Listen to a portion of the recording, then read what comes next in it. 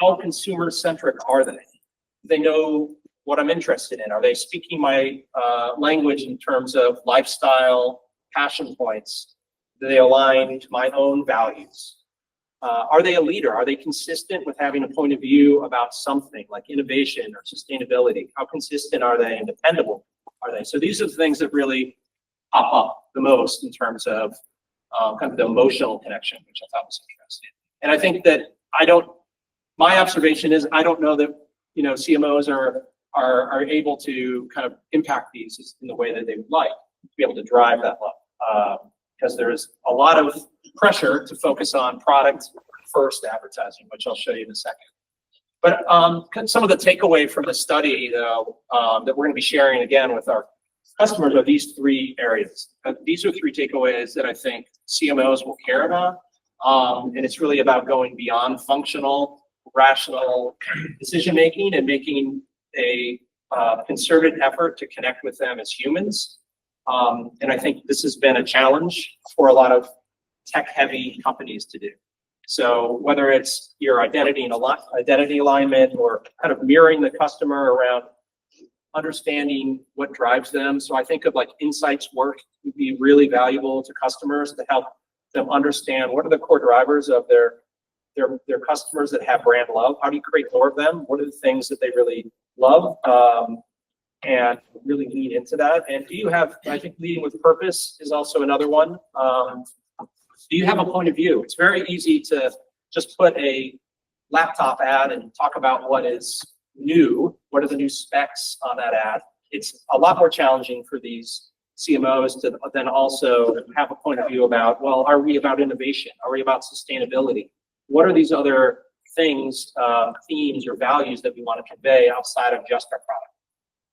Usually you see ads that are one or the other, but not both. So I think of it as like left brain and right brain at some level. You have product focus and emotional ads, and this has been a quandary, I would say, for US tech brands. I don't know, does this resonate for any of your customers in Brazil? Is this something you talk about? Yes. It's funny. I think you would probably get a lot of them to agree to it. However, it's difficult to get them to change how they operate.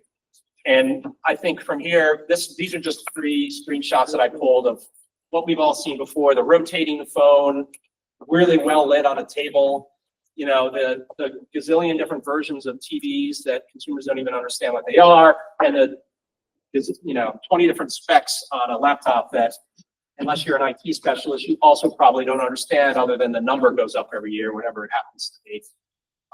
So I think that's kind of functional ads, and this is what I think tech marketers do an amazing job of this at times, almost to a fault. What they struggle more with is kind of this other end, which they do have, but it's usually kind of on or off. Certain channels like Apple, their out of home, I'd say is amazing, and usually doesn't show their product. It's just all about lifestyle. A Samsung, they've been sponsoring this surf association and like skating and alternative sports. They get involved in it and they represent the imagery, but they don't really do anything else with it. And then you've got companies like, this is Lenovo, who's gotten into Formula One and starting to activate, and what does that mean for the brand, and like how does performance and Formula One connect? So they experiment, but I would say they're on and off in this and not consistent. So I'd say the opportunity here is to be more consistent and probably rebalance that mix a bit more. And I'll talk about it a little bit in terms of media mix, because I think it goes hand in hand. If creative is out of balance towards a functional performance shopper who's going to buy something now, and your media mix is also aligned to that, it's almost like a double negative. You're focusing too much on one part of your business or one type of shopper, and not enough on the shopper that needs to be won over from a brand perspective.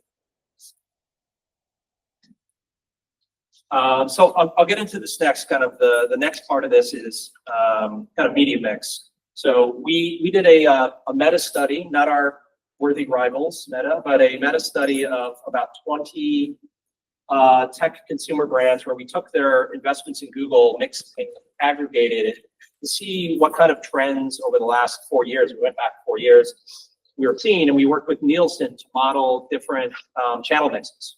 So what does ideal potentially look like relative to what they've done? So I'll go through that, and also another challenge you guys might be familiar with on the total sales perspective.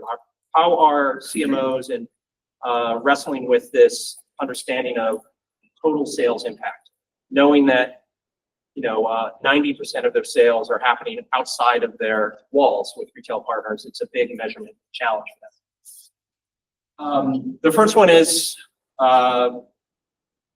sort of the MMM mix.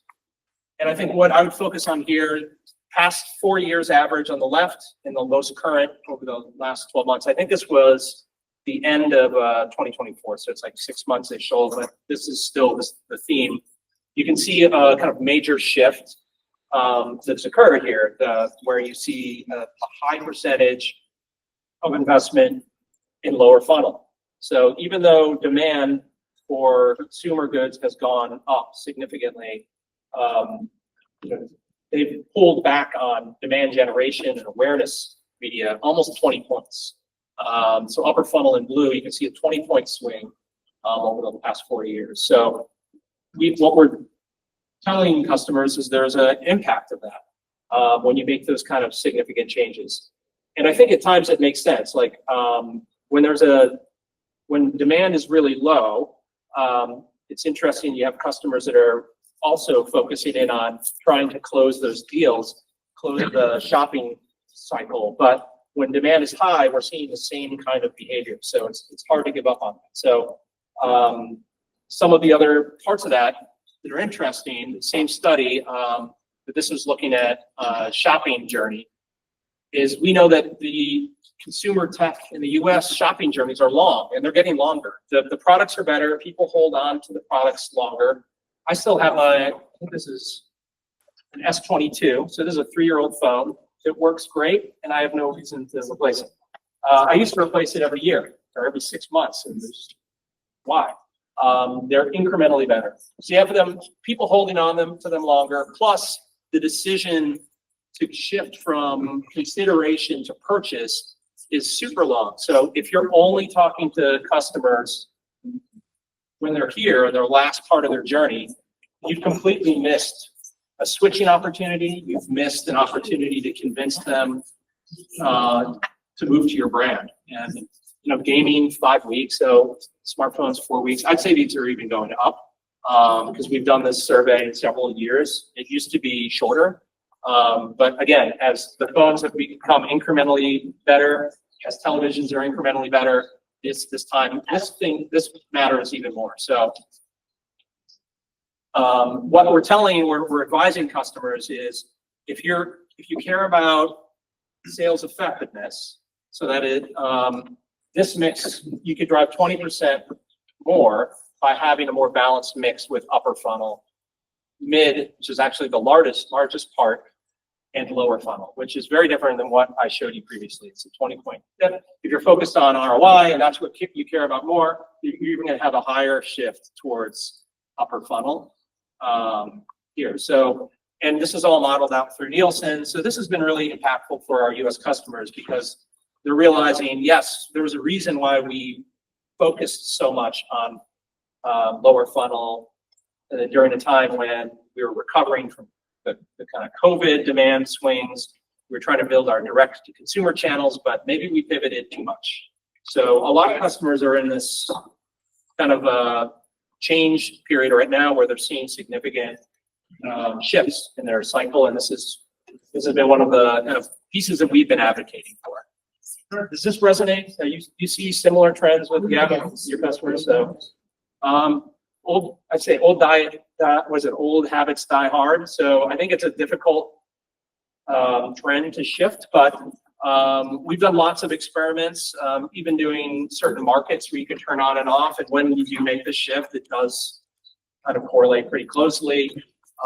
Using MMM is a great way to understand that long-term shift. Eric, yes. How long do you think they realize they pivot even very fast? How long do they take to realize that? Like, Yeah, sometimes the light bulb will go off in a meeting, but the actual action will take 6 months. So unwinding their strategy that they've planned in advance is, some are better than others, I'll say. Okay.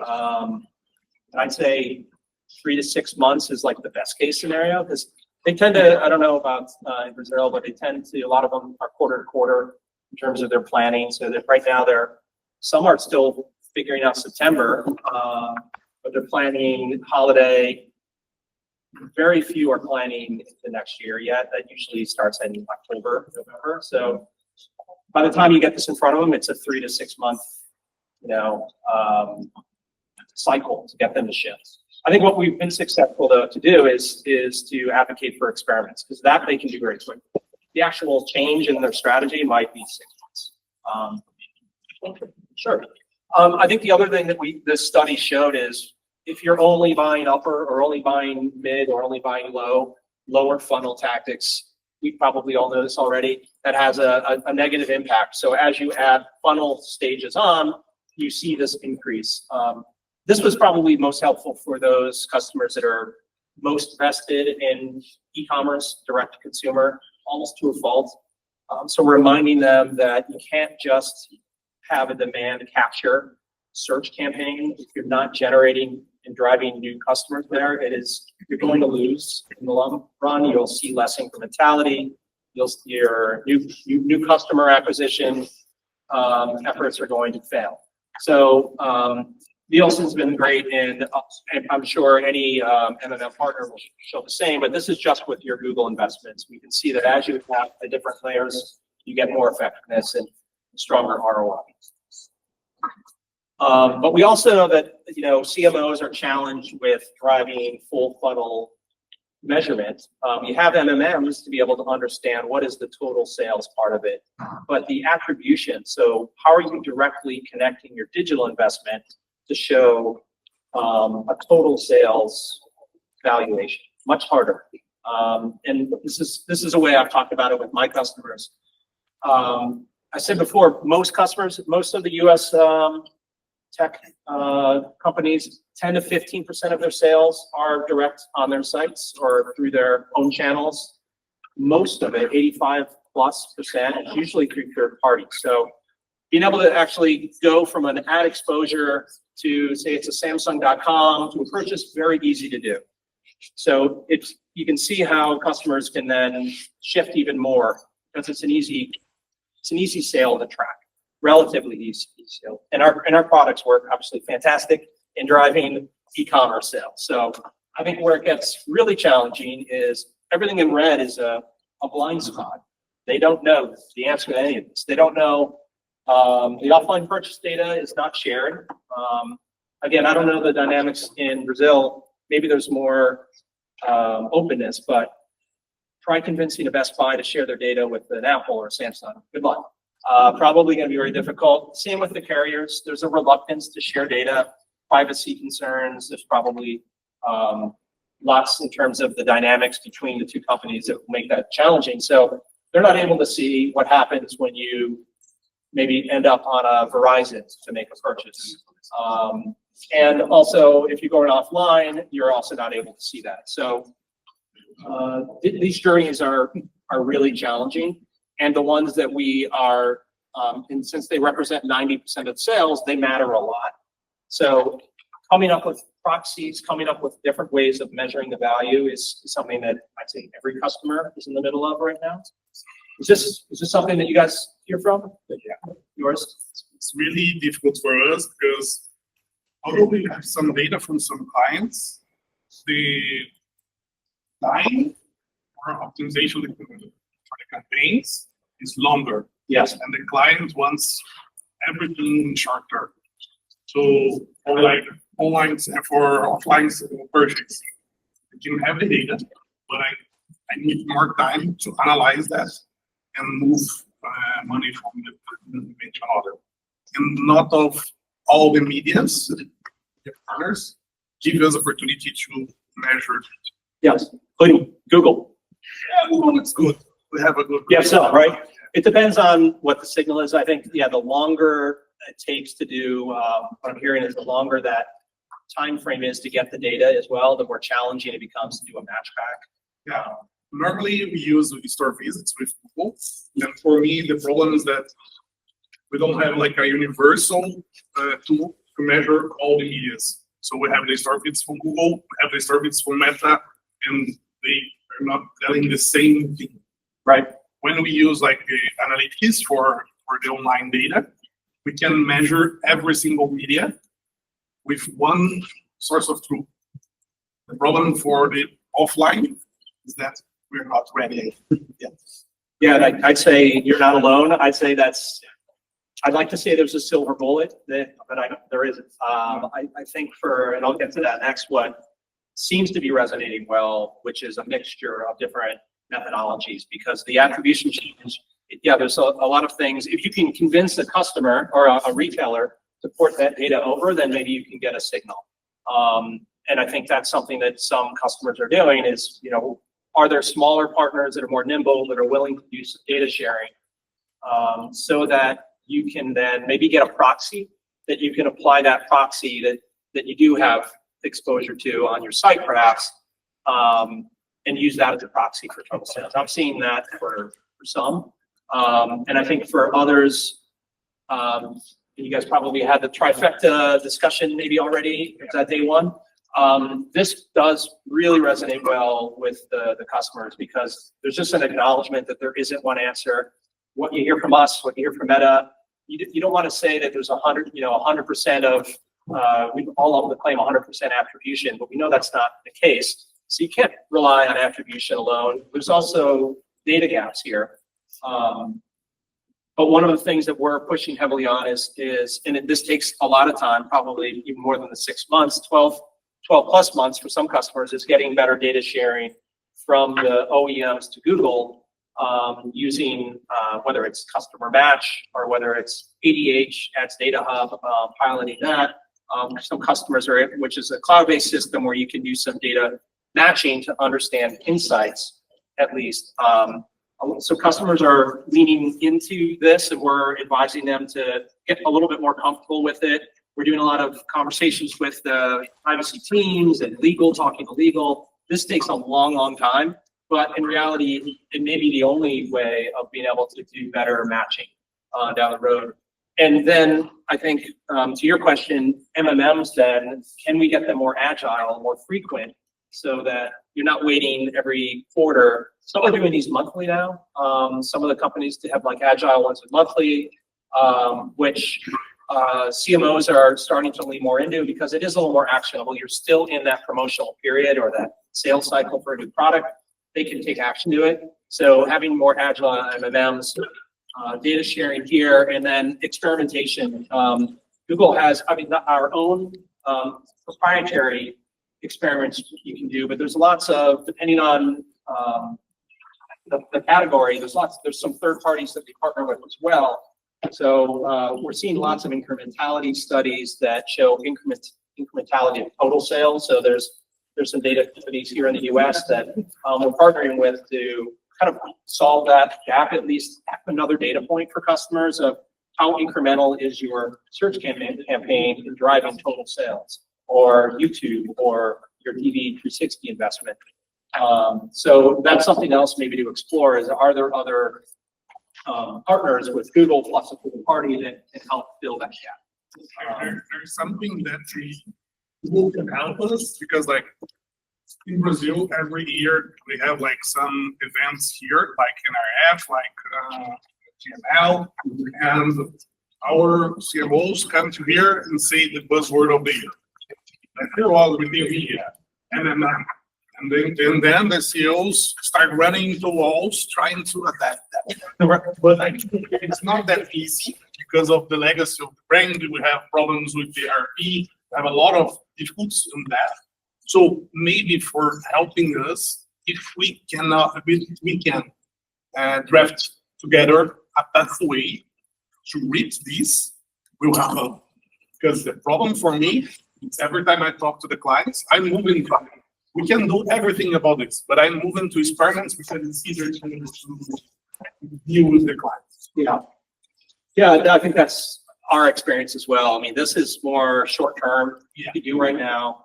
I think it gets through, your question of timing. If you can do some experiments now, the MMM takes time. I mean, it takes a long time to set up. Obviously, we have Meridian, but it's a very advanced MMM and takes a lot of time to set up as well, and technical shops. I spent actually just yesterday, I was with a CMO in TechBase talking to them about, well, why don't you have more measurement people to help with this? Because the agency people are fully staffed, but if you don't have a counterpart on your end, it's going to take forever to be able to aggregate the data, to be able to review it. It can't just be all on the agency partner to do. So we were advocating for a more accountability essentially with the customer.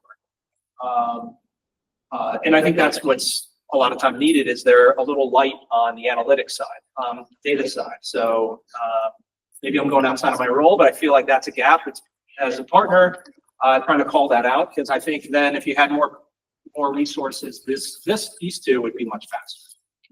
Especially this, like this is a lot on, again, agency and partners like Google can advocate for it, but it's up to the customer. They have to go through their own privacy guidelines on first-party data sharing and having those discussions.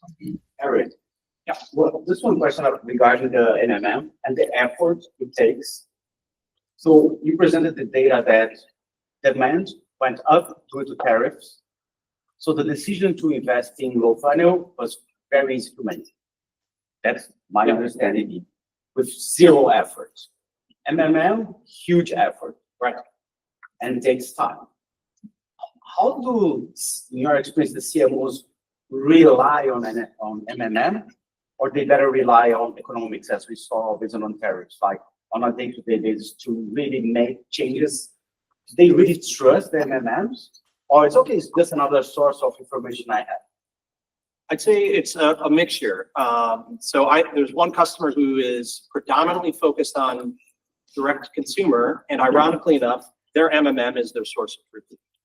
They're measuring you can do an MMM on total sales, or you can do an MMM on online sales. So in their case, they're like, oh, well, I'll just focus on the online sales. But they're using the MMM monthly. And then they have, I think, quarterly readouts that are bigger. So they have an agile MMM that they built last year. And now they're using that every month. And that's their source of truth. There's other customers where it's pulling teeth to get them to even have an MMM. You'd be surprised, I won't say their names, but some of the largest advertisers in the US not having an MMM. We do partnerships with them. Our upfronts where we're able to fund through DIP, through like financial incentives. We actually fund some of their MMMs, not just for Google, but for all the partners, to get them to understand the value. So we've had multi-year efforts on some customers just to get them to turn it on at all. So yeah, not one single answer on that. Interesting. So overall, just kind of takeaways here. You may have others, but these are things that I thought were interesting. Just kind of the resiliency of tech-CE shopping, given the tariffs. I think this monitoring this first half and second half demand is really interesting. From a marketing standpoint, advocating for brand love, how invested are these CMOs really in walking the walk and making emotional connections with their customers in their creative, as well as representing that in across their marketing channels? And then media, are they aligned there? Are they actually do they have a mix that's going to drive long-term growth, or are they just trying to capture the immediate easy sale? And then challenging them on measurement. There isn't one single answer. You need to kind of triangulate around to be able to understand. Eric, sorry, just another question on MMM and attribution. Do customers usually adopt platforms that already exist, such as Adobe or some others, or they prefer to build based on the region and all this kind of open source thing? Most are using some of the big players like the Nielsen's, for MMMs specifically. Yeah. Nielsen's, and I'd say the big 5 of those. Meridian is still pretty new in the tech-CE space. I think there haven't been, there's a couple actually gaming companies that are starting to lean into it, but none of the big OEMs have turned that on yet, or maybe they're looking at it. I think, again, you have such a spectrum of some that are very sophisticated, have these agile, and then you have some that are still not 100% bought in on the value that MMMs bring and the amount of work required. So, but it's usually, yeah, the big 5 names or so. That's all I've got. Hopefully this is helpful. Happy to, follow up with anything else if anything else comes to mind. Thank you for having me. Thank you. Good morning, everybody. Hi. How are you doing? Good? All right, well, we're going to do another break in a second, but I want to point out we had a talk yesterday about the difficulty of bringing new workflow and new systems into your own organization, that inertia that I mentioned that people have. This is a human friction, and I just want to show you something. Can you raise your hand if you're sitting in the exact same seat as yesterday?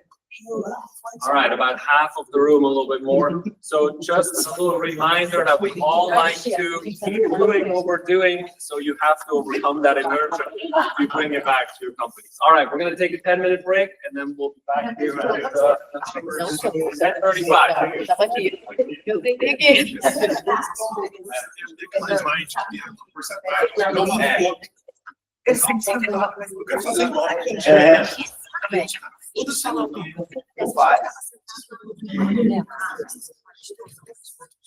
Não. Sei. Essa semana? Não, semana não. Não, essa semana.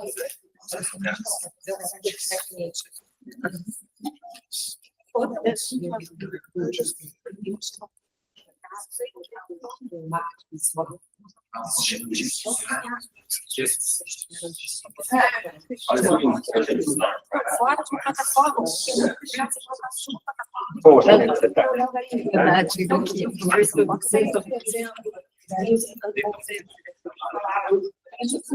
que ele faz verdade, não que não vai olhar para mim, querendo, eu acho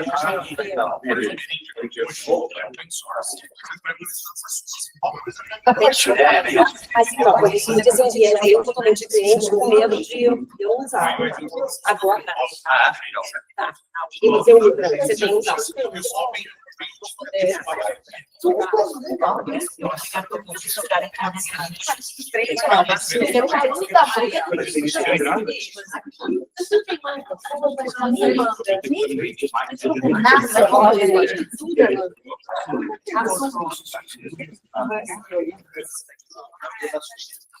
Eu posso dar uma ligadinha aí, ó.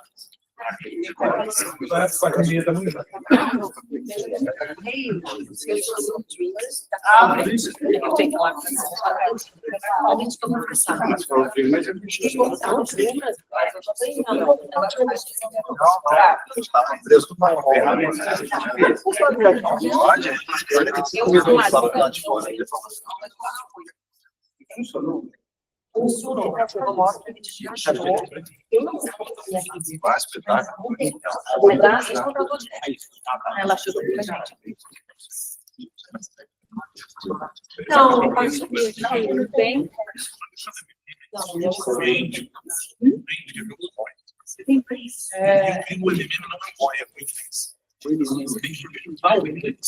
Para poder chegar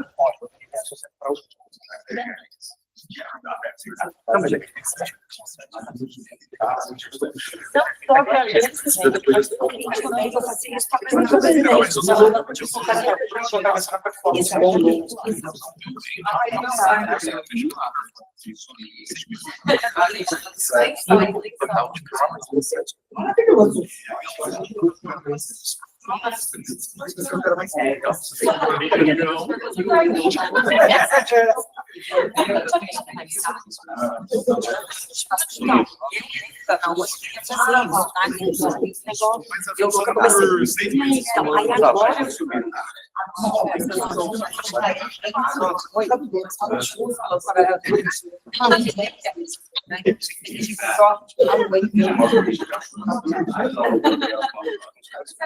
Que não é E daí, só. pensa comigo, olha o tamanho do país.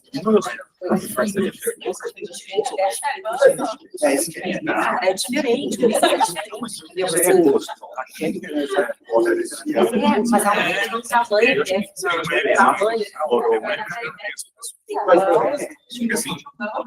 fica ameaçando a gente, sabe? Não, sabe? Vamos pegar uma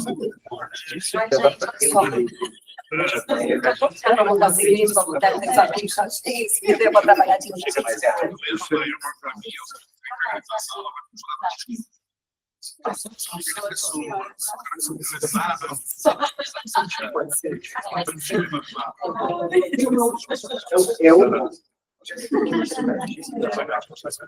Já sabe, quem tá saindo do que vai entrar.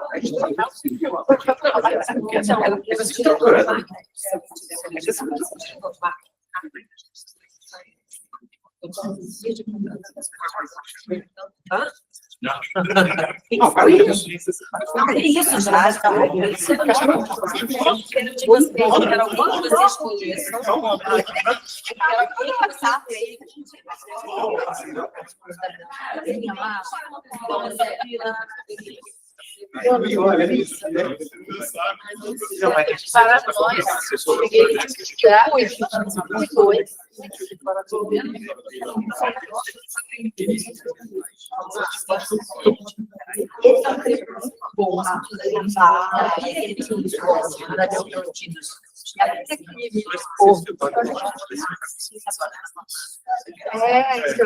depois de fazer aquela agora você passou depois não, vai, chato, não,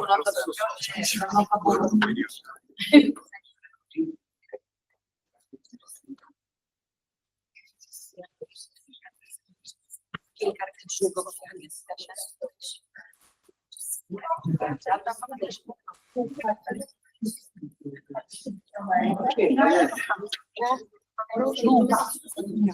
Pedir para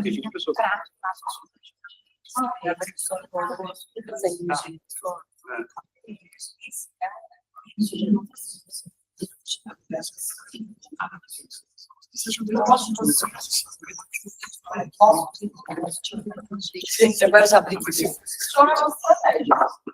uma visão macro. É isso. É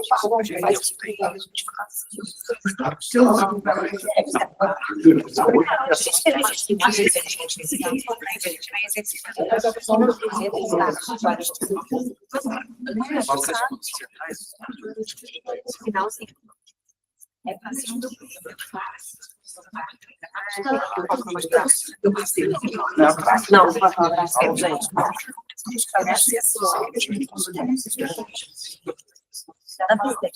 vocês imaginam que projetos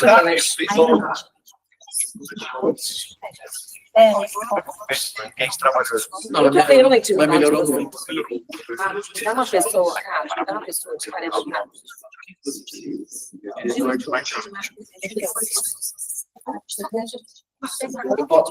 Chegou.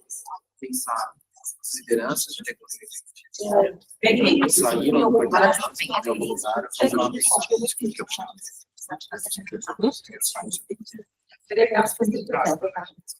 não, esse é o que você quer.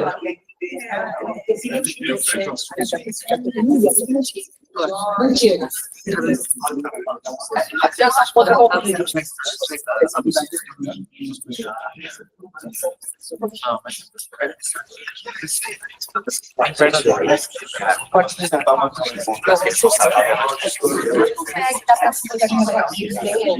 Eu sei, mas quem é essa consultoria aí do céu? Não vou falar nada. Eu tô falando.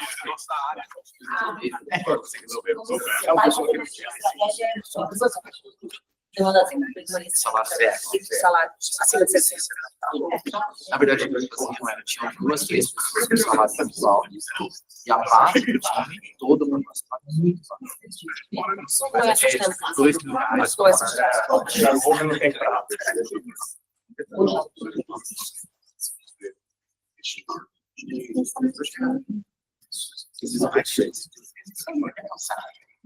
Eu vou pingar.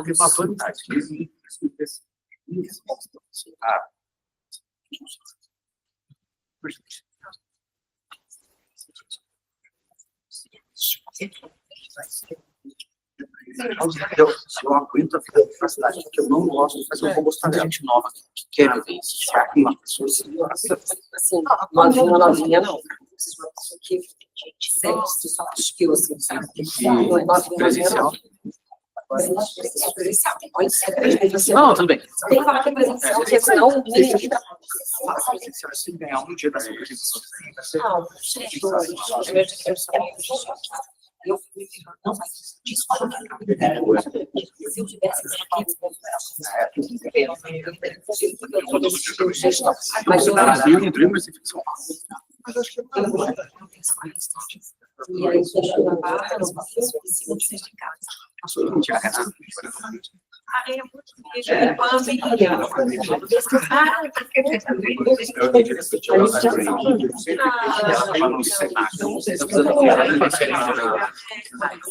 Mas aí é madrinha do meu filho. Não, mas até que você acha. Não, a gente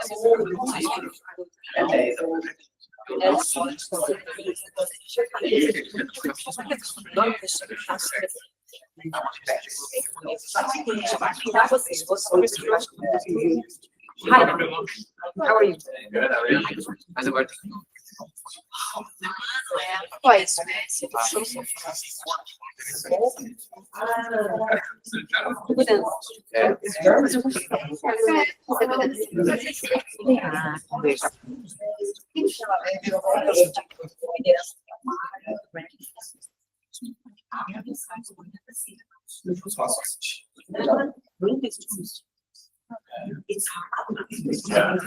Tá casada,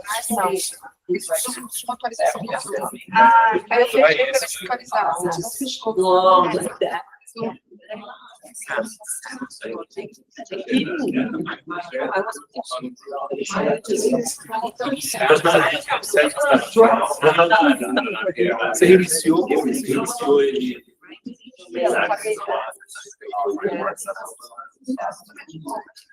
um sapato.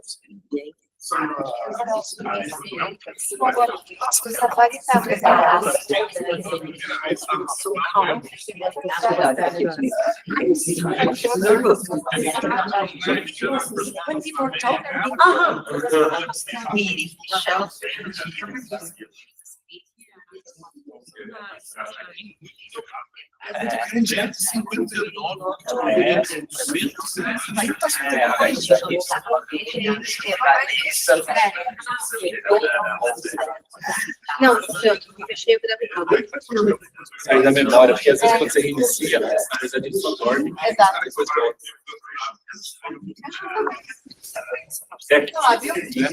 GTEC, é isso?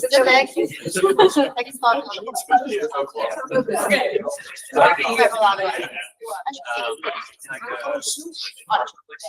Boa, deixa mais isso.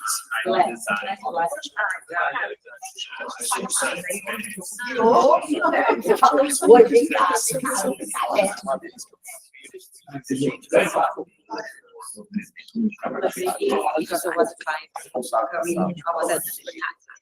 Foi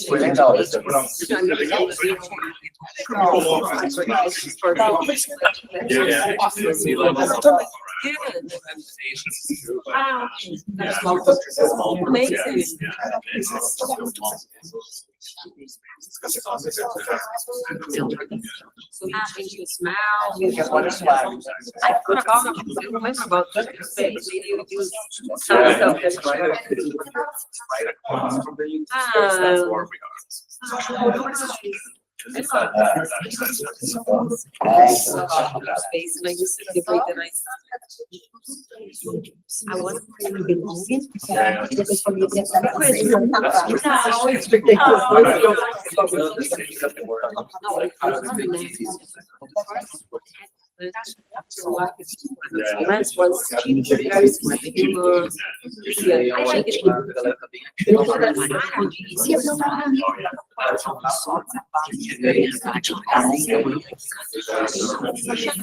And I just, okay, all right. Mas eu não tava simplificando, porque daí eu comecei a mandar.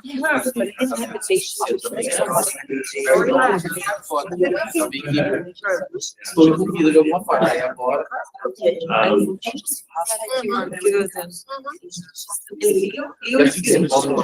I just see him on lunch sometimes. I was like that, and he had a baby right now. Tanto que no projeto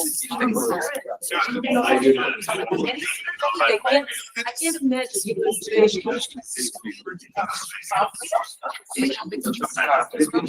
cara, Esse aqui também é muito antigo, eu preciso muito funcionar. E achar um modelo. aí eu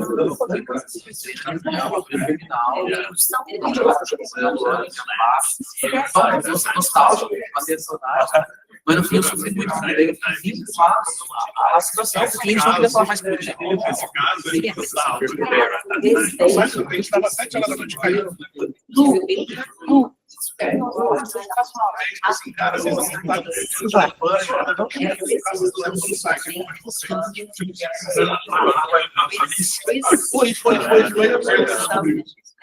alguém fez uma rotina. I remember he changed it. Todo dia você tá no Eles faziam o seguinte, estava lá fazendo as coisas para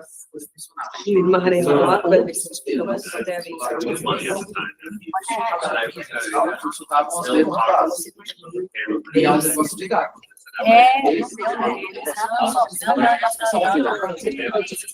E aí alguém, a gente não sabe o que, mas é pelo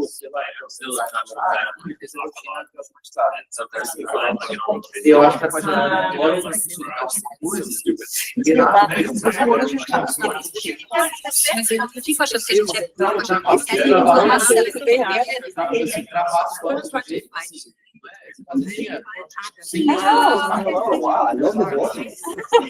Hello, I'm Camila from the agency in Brazil. Thank you so much for being here. Hi, nice to meet you. Até hoje eles não sabem.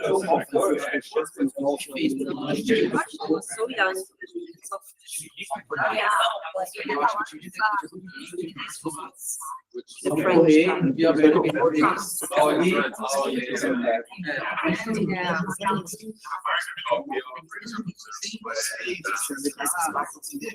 Of course, you can try. Say, bom dia. Como estão? Whenever you are ready, I can start. Aqui já, né?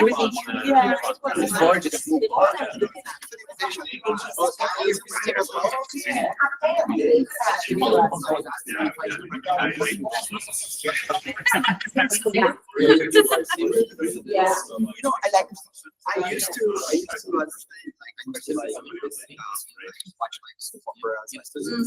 So you speak Portuguese a little bit? No, I used to. I haven't used it like 5 years. It's like this. I'm very excited. You can say what you want.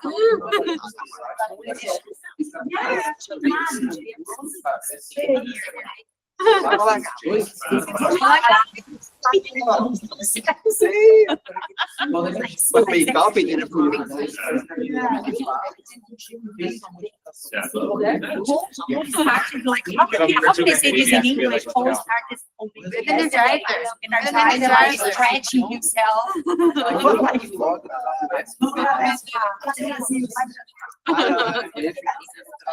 Well, I do have, you guys should have one. So, must say that. I don't know. Just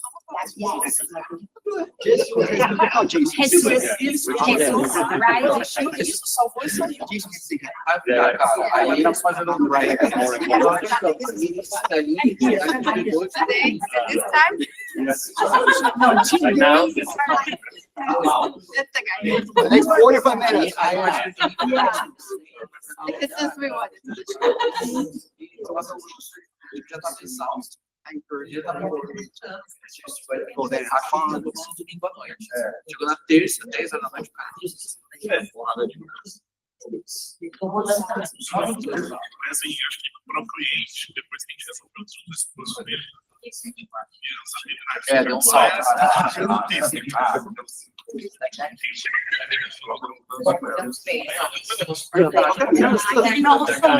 Bring it all there. Sorry. Ideia é aquela conversa, cara. So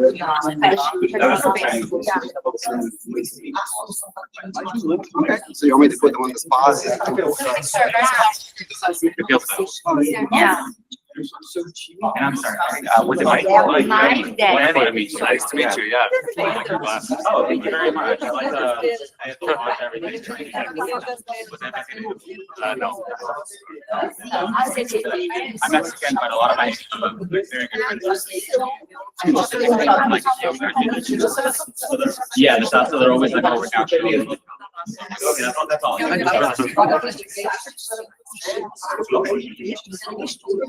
Olhou pro céu, falou que céu estrelado, maravilhoso. I'm just curious.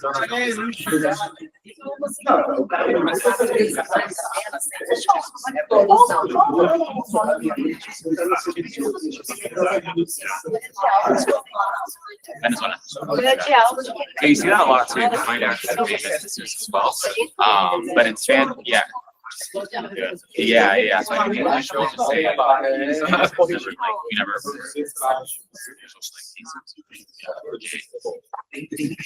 Yeah, or Jay.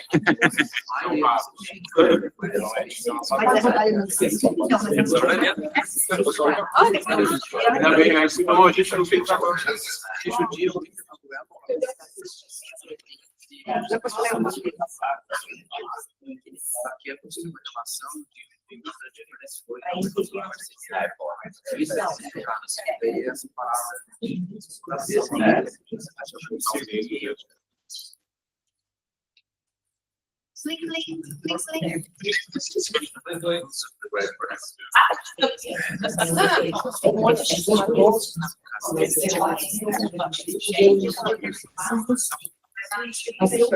All right, please have a seat whenever you get a chance. All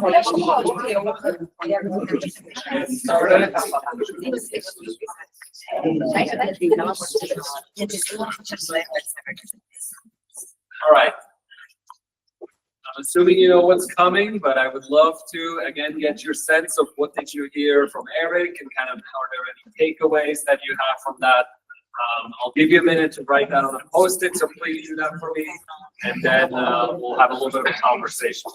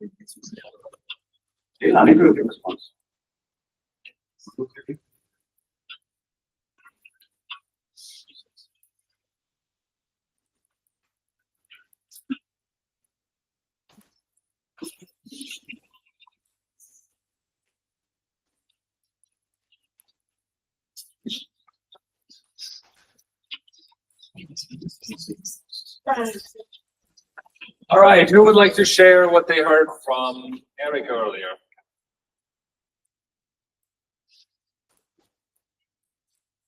Yeah. Yeah. One of the things that called my attention is like, we have some ways of using data to have better decisions inside the business, and MMM and attribution are, generally speaking, the more robust ones. Yeah. But we usually go with experiments because it's faster and easier. Oh, And it depends a lot on the culture and the knowledge that we have from the client side as well. yeah, what he said about measurement people that they have. Yeah, yeah. Who else has noticed that? Or something similar? It's not really similar, but it's about the rebalance that we need to do between, upper and lower funnel. Yeah, I think We are discussing here how life is a circle, right? Yeah.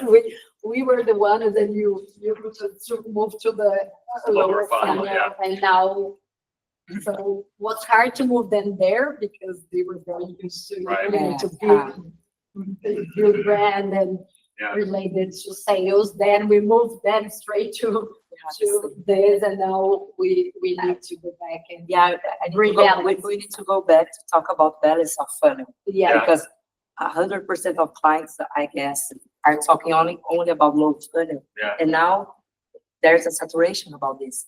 yeah. So now we need to convince again. And to- in data to do and this. M&M and all that. Yeah, but you need to, you do M&M, so what? So what, Yeah. what we need to do after this? I think it's the balance. Yeah. We need to talk about the balance. Can I have your post? There's really, thank you so much. There's really a little bit of an addiction to measurable KPIs, and yes, Google's also at fault that we pushed everybody to understand, like, oh, here's the measurable ones, do this. But now we, all discover that ROI actually gets better in the end if you're investing on. Yeah, that's a great point. What else did you hear from Eric? Yeah, I like the idea of the survey that says brand equity is more important than leadership. Yeah, You say, okay, brand equity is more important than many things. As an example, leadership. yeah, And it makes us think about how we, as executives, spend our time in training with leadership and fighting a lot. And brand equity was way more important than yeah. How are you planning to act on that? I think that's very much into how we, again, do experiments, present and show how brand equity is important. Mhm. But it's more like having more time from executives' agenda, Yeah, less LinkedIn posting on leadership and more about results yeah, can change many things. yeah. That's good. That's good. Thank you. Would anybody else like to share? About trust, like the first slide is how in US people are still saying, losing trust in brands, losing trust in private companies, losing trust between each other. Yeah, So the world is a really difficult mess. Yeah. And how hard it is to build a lot of brands. yeah, And I don't know if I believe in a lot of brands. yeah. You don't think it exists? I think it's so hard to, I think it's too strong to say love brand. Yeah, I understand, I work with that my whole career, but yeah, when I see, oh, let's try to build a love brand, it's hard to think that this still exists. yeah. Do you have a quick show of hands? Does anybody think there are brands that are truly loved, that people love? Yeah. What other brands do you think that? I love brands, but I don't, to build a love brands, the past. We need to build it. Nowadays, rather experience, the presentations, but in the past, we easy. It was one preferred clothes. Do you have an example? Yes. Or brand, a lovely brand? that you- Harley Davidson, Apple. Yeah. different companies. Okay, yeah. Nike, yeah, very good, yeah.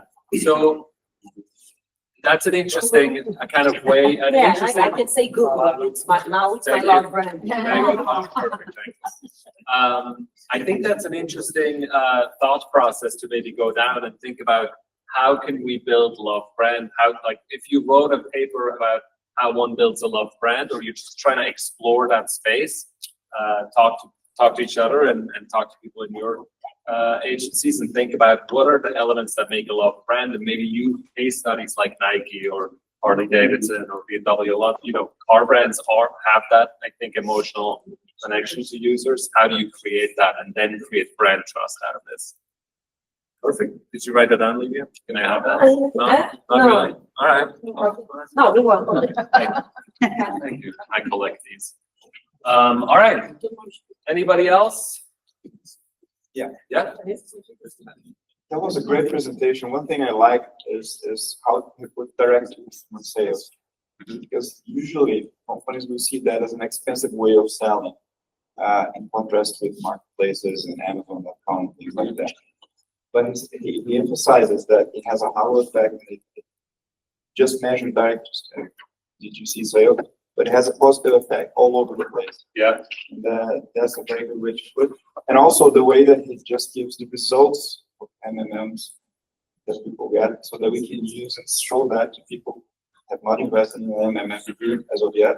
Yeah. That's very easy for us to do. Just bring this mix from you guys or from the US. Yeah. And say, okay, this is just about how much you should put here.